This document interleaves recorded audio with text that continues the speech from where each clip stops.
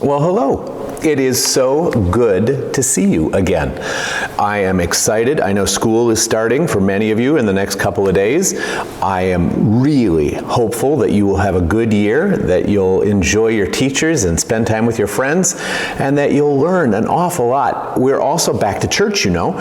We're not going to do Sunday school all together for a little while still. We're going to keep doing these videos, but I am excited about the new year. I'm excited to keep telling the stories that we've been telling, and today we're going to, well, it's not finished, but we're going to get to a part where the story turns a little bit. And so we got to get everybody back to where they're supposed to belong so that the next part of the story can move forward, and I'm excited about that too. So let's just remember where we've been. We've been talking about Jacob. Remember, there was Abraham and then his son Isaac. Isaac had the two sons, Jacob and Esau. Those two boys fought a lot. Remember, Jacob stole his brother Esau's birthright, and he stole his brother Esau's blessing. And Esau was very mad.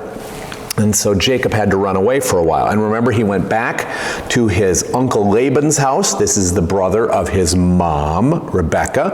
And when he was at Laban's house, he fell in love with Rachel. And he made a deal with Laban that he would work 7 years for Laban if he could only marry Rachel. And remember, last week we talked about how Laban tricked Jacob.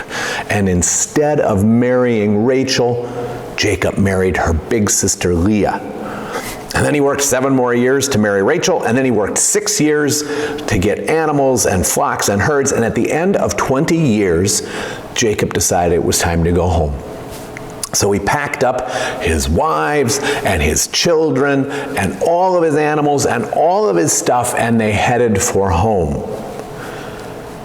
But Jacob had never forgotten that Esau was mad.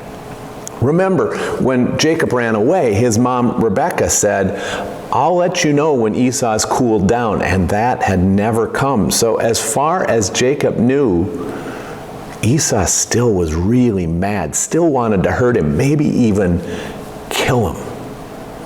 So he was very afraid. And he sent messengers to Esau. Esau now lived in a place called Edom. And Jacob sent messengers to Esau saying, "I'm coming home, and I'd like to see you, and I hope that's cool." And he heard back that Esau was coming to meet him with 400 armed men. Well, that scared Jacob just silly. He just was terrified about what was going to happen.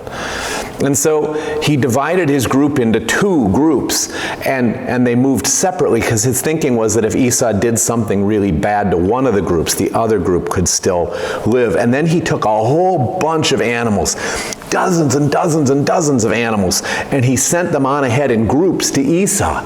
He sent cattle and sheep and goats and camels, all these presents to Esau. And his hope was that Esau would get the gifts, and if Esau was still mad by the time they actually met, Esau would be, well, if not happy, at least he wouldn't hurt anybody. So he divided his family, he sent these presents, and he sent the families ahead a little bit, and at that last night before he was going to meet Esau, he was sleeping, and a man attacked him. And they wrestled all through the night. And it turns out it wasn't a man at all, it was an angel. And as the sun was coming up, the man said, "Let me go." The angel said, "Let me go." And Jacob said, "First you have to bless me." And the angel said, "What's your name?" "I'm Jacob." "Well, now your name's going to be Israel." Gave him a new name. And then Jacob let him go, and he got up, and because of the wrestling, because of how the angel had hit his hip, he was walking with a limp, but he rejoined part of his family, and they walked on, and they met Esau. They saw each other a long way off, of course, because these are 2 big groups of people. And when Jacob first saw Esau, he bowed really low. And as he walked toward his brother, he bowed 7 times in all, just so that Esau would know that he didn't want any trouble. He didn't want to fight. And the last distance came, and Esau came running at Jacob, and you know Jacob had never been so scared. Even after 20 years, he was still so scared. And Esau threw his arms around his brother and hugged him. And he said, "What's the meaning of all these animals you sent to me?" And Jacob said, "They're a gift for you." Esau said, "I don't need a gift. God has made me rich too. I'm just fine." And Jacob said, "You keep them. They're a gift from me." So Esau did. And the two brothers spent a little bit of time together, and then Esau went back to Edom, and Jacob continued on back toward Isaac. Isaac was still alive, 180 years old. Just before they got there, there was some sadness. Israel, Jacob's wife, Rachel, died while she was having a baby.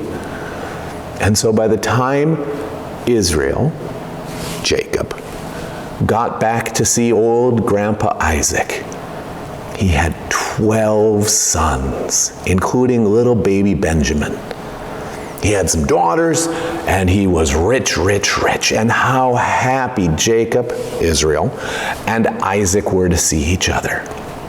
And they caught up, and they laughed, and they loved each other, and they remembered all of the times that they'd had growing up, and all of the promises that God had for Israel, Jacob, going forward.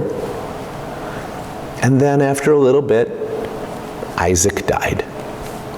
And Jacob sent a message to his brother Esau, and Esau and Jacob got together, and they buried their father, and they renewed their promises of love for one another. And Esau went home, and Israel stayed there in Canaan, waiting for the next chapter of what God was going to do. That's where we're going to pick up next week. It gets kind of exciting from here, and so I am really glad. Next week's a big week for all of us, and I am grateful that we have this opportunity. You know, I love getting pictures from you. I love getting questions from you. I love getting emails from you or texts using your folks' phones. You let me know what you're thinking about these things. You let me know how you see these things, and together we'll keep remembering and learning these stories. All right, Jesus loves you forever. It's going to be good when we see each other again. You take care. Bye-bye.